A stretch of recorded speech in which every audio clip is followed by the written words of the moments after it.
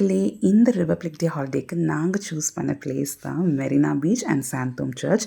So இந்த Santhome search ரொம்ப ரொம்ப ஸ்பெஷல்.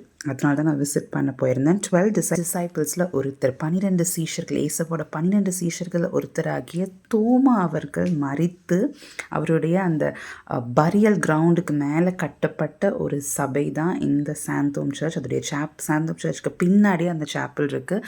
ஸோ அந்த இடத்த விசிட் பண்ணும்போது உண்மையாக நிறைய விஷயம் எனக்கு தெரிஞ்சது.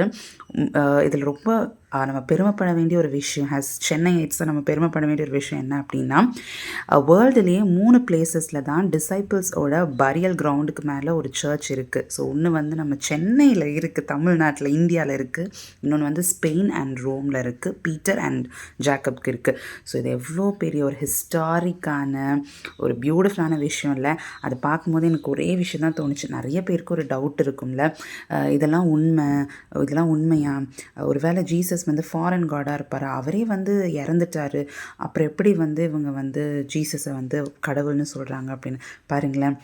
அவர் மரித்த கிறிஸ்துவை நம்ம வணங்கலை.